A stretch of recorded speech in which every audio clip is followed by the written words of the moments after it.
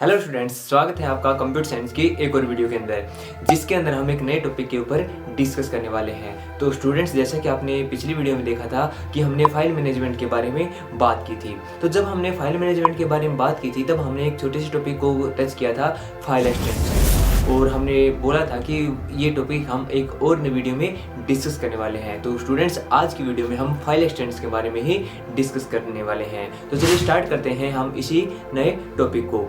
तो स्टूडेंट्स, सबसे पहले आपको ये पता होना चाहिए कि आखिर फाइल एक्सटेंशन होती क्या है। तो जो फाइल एक्सटेंशन होती है वो 3 या 4 लेटर्स होते हैं जो किसी भी फाइल के नाम के लास्ट में जुड़े होते हैं, और उन्हीं लेटर से ही हमें उस फाइल की पहचान होती है कि इस फाइल के अंदर किस टाइप का डेटा स्टोर है। और जो फाइल एक्सटेंशन होती है वो फाइल नेम से डॉट के साथ सेपरेट होती है, यानी कि फाइल एक्सटेंशन को सेपरेट करने के लिए हम डॉट का यूज करते हैं, या फिर हम सिंपल भाषा में बोले तो फाइल एक्सटेंशन होती है वो डॉट से ही स्टार्ट होती है।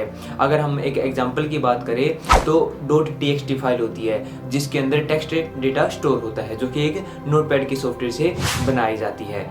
उसी प्रकार .jpg जो फाइल एक्सटेंशन होती है उसके अंदर JPEG डेटा होता है, यानी कि उसके अंदर एक इमेज फाइल होती है। इसके अलावा और भी बहुत ज़्यादा फाइल एक्सटेंशन होती है जिसको हम आगे कवर करने वाले हैं। अब ये तो थी फाइल एक्सटेंशन, इसमें आपको पता लग गया होगा कि फाइल एक्सटेंशन आखिर होती क्या है। अब हम डिस्कस करते हैं कि फाइल एक्सटेंशन आखिर इम्पोर्टेंट क्यों होती है। तो इसमें पहला पॉइंट तो यही बनता है कि फाइल एक्सटेंशन से हम फाइल की पहचान कर पाते हैं कि इस फाइल के अंदर किस प्रकार का डेटा है। हो सकता है उसके अंदर कोई टेक्स्ट फाइल हो, या फिर उसमें टेक्स्ट का डेटा हो, कोई इमेज का डेटा हो, या फिर किसी वीडियो का डेटा हो। उस फाइल एक्सटेंशन से ही हमें पता चलता है कि इस फाइल के अंदर किस प्रकार का डेटा है। सेकंड, जब हम किसी भी फाइल को ओपन करते हैं या फिर उसको एडिट करना चाहते हैं तो उसके अंदर जो फाइल एक्सटेंशन होती है वही हमारी हेल्प करती है, क्योंकि फाइल एक्सटेंशन हमें बताती है कि इस फाइल के अंदर किस प्रकार का डेटा स्टोर है, और उस डेटा को चेंज करने के लिए या फिर एडिट करने के लिए हमें किस सॉफ्टवेयर के साथ इस फाइल को ओपन करना पड़ेगा,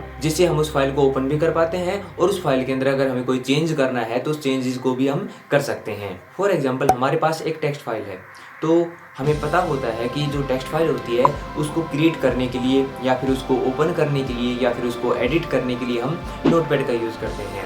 तो अगर हमारे पास टेक्स्ट फाइल होगी, अगर हमें उसे एडिट करना है तो हम उसको नोटपैड के अंदर ओपन करके उसको एडिट कर सकते हैं।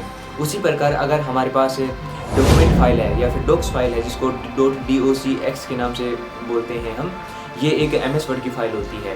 अगर इस फाइल को हमें ओपन करना है या फिर उसके अंदर कुछ चेंजेस करने हैं तो उसके लिए हमें MS वर्ड का सॉफ्टवेयर यूज़ करना पड़ता है। MS वर्ड के सॉफ्टवेयर से हम जो डॉक्स फाइल होती है उसको ईजिली चेंज कर सकते हैं, चेंज भी कर सकते हैं और उसको हम रीड भी कर सकते हैं। रीड करने का मतलब होता है कि हम उस फाइल को ओपन भी करके देख सकते हैं कि उस फाइल के अंदर आखिर क्या है। और इसके अलावा एक बेनिफिट ये भी होता है कि जब हम अपने कंप्यूटर में बहुत ज़्यादा फाइल स्टोर कर लेते हैं, अलग अलग फाइल एक्सटेंशन की या अलग अलग फाइल टाइप होती है हमारे पास, उनको हम कंप्यूटर में स्टोर करके रखते हैं, तो हम ईजिली उनको शॉर्ट लिस्ट कर सकते हैं।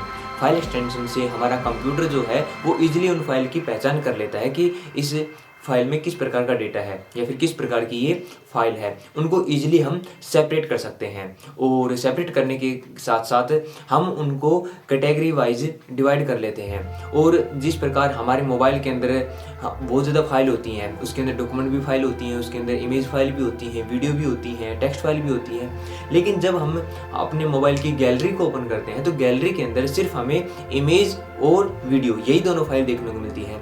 तो गैलरी को कैसे पता चलता है?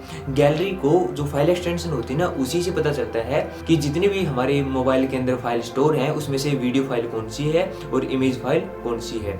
उस फाइल एक्सटेंशन से ही हमारा जो मोबाइल होता है वो पूरे के पूरे जो स्टोरेज होती है उसमें से वीडियो और इमेजेस उनको अलग अलग करके हमें गैलरी के अंदर शो कर देता है। अब इन बेनिफिट्स से आपको पता चल गया होगा कि जो फाइल एक्सटेंशन होती है वो हमारे लिए कितनी ज़्यादा इम्पोर्टेंट होती हैं। अब हम कुछ बेसिक फाइल एक्सटेंशंस के बारे में डिस्कस करते हैं कि बेसिक फाइल एक्सटेंशन कौन कौन सी होती हैं और कौन कौन सी फाइल एक्सटेंशन हम किन किन पर्पज़ के लिए यूज़ करते हैं। तो सबसे पहले हम बात करते हैं इमेज फाइल की। तो इमेज फाइल वो होती है जिसके अंदर हमारी पिक्चर्स होती होती हैं और इमेज फाइल के अंदर बहुत ही ज़्यादा अलग अलग टाइप की एक्सटेंशन हमें देखने को मिलती हैं। इनमें से जो सबसे ज़्यादा यूज होने वाली एक्सटेंशन होती है वो होती है .jpg। जो भी हम अपने मोबाइल से पिक्चर क्लिक करते हैं, अगर आप उस पिक्चर की प्रॉपर्टी में जाकर देखते हो या उसका जो नेम होता है, फुल नेम होता है, उसमें जाकर देखोगे तो हर एक इमेज के साथ में आपको लास्ट में .jpg देखने को मिलता है। जो .jpg है वो उस फाइल की एक्सटेंशन होती है। अगर आप चाहो तो आप अपने मोबाइल की गैलरी के अंदर जा करके और किसी भी फाइल के बारे में, जो भी हमारी इमेज फाइल होती है, उसकी प्रॉपर्टी जाके देख सकते हो। उसके अंदर आपको हर एक इमेज के साथ में लास्ट में .jpg लगा हुआ मिल सकता है। हो सकता है आपको कुछ अलग भी एक्सटेंशन देखने को मिले, क्योंकि आज के टाइम के ऊपर जो हमारे मोबाइल फ़ोन के जो कैमरा है वो बहुत ही ज़्यादा एडवांस हो गए हैं और एडवांस कैमरा अलग अलग टाइप की फाइल्स भी क्रिएट कर देते हैं। तो कोई भी फाइल हो लेकिन उसके लास्ट में कुछ डॉट के साथ 3 या 4 लेटर का कोई ना कोई अल्फ़ाबेट या लेटर जरूर मिलता है, जिसको हम फाइल एक्सटेंशन बोलते हैं। लेकिन जो सबसे ज़्यादा कॉमन इमेज की एक्सटेंशन होती है वो .jpg ही होती है। इसके बाद में बात आती है वीडियो फाइल की। तो जो वीडियो फाइल होती है उसके बारे में हमें ऑलरेडी पता होता है कि इसके अंदर मूविंग पिक्चर्स स्टोर होती हैं। अब जो वीडियो होती हैं उनकी अगर हम एक्सटेंशन की बात करें तो इसके अंदर जो सबसे कॉमन एक्सटेंशन होती है वो होती है .mp4। जो .mp4 एक्सटेंशन है ये सबसे ज़्यादा कॉमनली यूज होने वाली फाइल एक्सटेंशन होती है।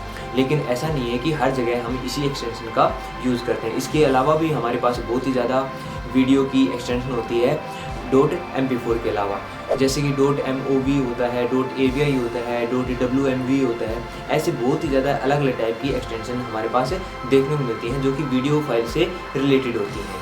अब वीडियो फाइल के बाद में हम बात करते हैं टेक्स्ट फाइल के बारे में, जिसके अंदर टेक्स्ट डेटा स्टोर होता है। तो जो सबसे बेसिक एक्सटेंशन होती है किसी भी टेक्स्ट फाइल की वो होती है .txt फाइल। जो .txt फाइल होती है ये हर एक नोटपैड से बनने वाली फाइल के लास्ट में हम लगाते हैं, या फिर जो नोटपैड होता है वो ऑटोमेटिक उसको लगा देता है। इससे पता चल जाता है कि हमने जो फाइल है वो नोटपैड से बनाई है, और अगर हम इसको ओपन करना चाहते हैं तो इसको हम नोटपैड के अंदर ओपन कर सकते हैं, और अगर हमें इसके अंदर कुछ चेंजेस करने हैं तो भी हमें इसको नोटपैड के अंदर ओपन करके चेंजेस कर सकते हैं।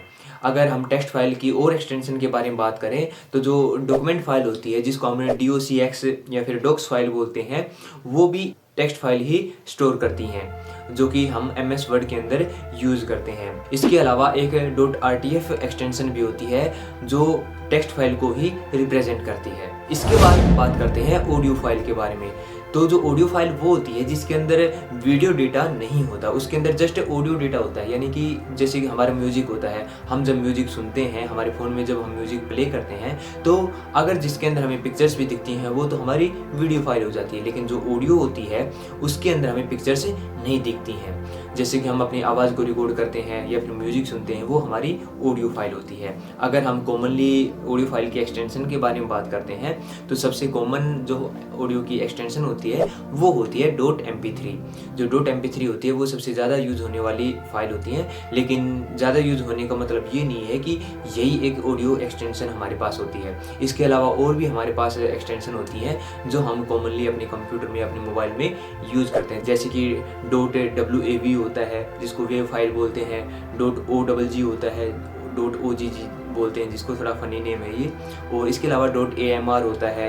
ऐसे बहुत ही ज़्यादा ऑडियो की भी एक्सटेंशन होती हैं जो एक ऑडियो फाइल को रिप्रेजेंट करती हैं। इसके अलावा अब हम कुछ एग्जीक्यूटेबल जो फाइल्स होती हैं उनके बारे में डिस्कस करते हैं। जो एग्जीक्यूटेबल फाइल्स होती हैं वो फाइल होती हैं जिनको हम अपने कंप्यूटर के अंदर ओपन करते हैं। ये किसी सॉफ्टवेयर की फाइल हो सकती है, लेकिन जो फाइल एक्सटेंशन होती है वो कंप्यूटर के लिए एग्जीक्यूटेबल फाइल होती है, उसकी अलग होती है। अगर हम मोबाइल यूज़ कर रहे हैं तो मोबाइल के लिए जो एग्जीक्यूटेबल फाइल होती है वो अलग होती है, और अगर हम किसी एप्पल का ऑपरेटिंग सिस्टम यूज़ कर रहे हैं या फिर जिसको हम मैक ऑपरेटिंग सिस्टम बोलते हैं, उसके अंदर अगर हमें एग्जीक्यूटेबल फाइल का यूज़ करना चाहें तो उसकी फाइल एक्सटेंशन हमें अलग देखने को मिलती है। जैसे अगर हम तो विंडो में जो एग्जीक्यूट करने के लिए जो फाइल होती हैं उसके अंदर सबसे ज़्यादा यूज़ होने वाली होती है .exe फाइल, जिसको एग्जीक्यूटेबल फाइल ही हम बोलते हैं। और वैसे ही अगर हम एंड्रॉयड मोबाइल के अंदर कोई भी एग्जीक्यूटेबल फाइल देखना चाहें, किसी एप्लीकेशन की फाइल देखना चाहें तो वो होती है .apk। जो apk फाइल होती है वो किसी भी एप्लीकेशन की एग्जीक्यूटेबल फाइल होती है जिसको हम अपने मोबाइल के अंदर इंस्टॉल कर सकते हैं। और ऐसे ही अगर हम मैकबुक के लिए या फिर मैक ऑपरेटिंग सिस्टम के लिए एग्जीक्यूटेबल फाइल देखें तो उसके अंदर .dmg की एक्सटेंशन हमें देखने को मिलती है। उसी के अंदर साथ साथ हमें एक .pkg जो फाइल होती है वो भी देखने को मिलती है, जो हम किसी भी मैक ऑपरेटिंग सिस्टम में इंस्टॉल कर पाते हैं। इसके अलावा होती है कंप्रेशन फाइल या फिर कंप्रेस्ड फाइल। जो कंप्रेस्ड फाइल होती है ना, उसके अंदर हम क्या करते हैं कि हम बहुत ज़्यादा फाइल्स को या बहुत ज़्यादा फोल्डर्स को हम क्या करते हैं, उनको एक सिंगल फाइल के अंदर कन्वर्ट कर देते हैं, या फिर हम उनको ये बोलते हैं कि हमने उनको कंप्रेस करके एक सिंगल फाइल हम बना देते हैं। और इसके अंदर जो सबसे ज़्यादा यूज़ होने वाली जो फाइल एक्सटेंशन होती है वो होती है .zip यानी कि जिप फाइल। जो जिप फाइल होती है ये वो फाइल होती है जिसके अंदर हम बहुत ज़्यादा फाइल्स को मर्ज करके कंबाइन करके एक सिंगल फाइल का नाम देते हैं। और उस फाइल को जब हम अपने कंप्यूटर में ओपन करते हैं तो जितनी भी फाइल हमने कंबाइन की हैं वो सभी फाइल अलग अलग हम सेपरेट कर पाते हैं। ज़रूरी नहीं कि .zip फाइल ही हम यूज़ करें, .zip के अलावा भी .7z होता है, .rar होता है जिसको rar फाइल हम बोल देते हैं। ये सारी की सारी फाइल होती हैं, इनको कंप्रेस्ड फाइल हम बोलते हैं। इन सभी के अंदर जो प्रोसेस होता है वो सेम ही होता है, जिसके अंदर हम बहुत ही ज़्यादा फाइल्स या फिर फोल्डर्स को कंबाइन करके कंप्रेस करके एक सिंगल फाइल का रूप दे देते हैं। तो स्टूडेंट्स, आई होप आपको फाइल एक्सटेंशन का जो कॉन्सेप्ट है वो अच्छे से समझ में आ गया होगा। और अगर आपका कोई भी क्वेश्चन है या फिर हमारी वीडियो या फिर चैनल से रिलेटेड आपका कोई सुझाव है तो आप मुझे नीचे कमेंट्स में या फिर जो सोशल मीडिया है उनके ऊपर आप मुझे कांटेक्ट करके आप मुझे बता सकते हो। और अगर आप चाहते हो कि आपका कोई पर्टिकुलर टॉपिक है जिसके ऊपर आपको कुछ एक्सप्लेनेशन चाहिए तो भी आप मुझे सोशल हैंडल्स या फिर कमेंट्स के द्वारा आप बता सकते हो, और मैं कोशिश करूँगा कि आपको बहुत ही जल्दी उस टॉपिक्स के ऊपर वीडियो मिल जाए। तो चलिए मिलते हैं हम अपनी अगली वीडियो में, तब तक के लिए goodbye and have a nice day.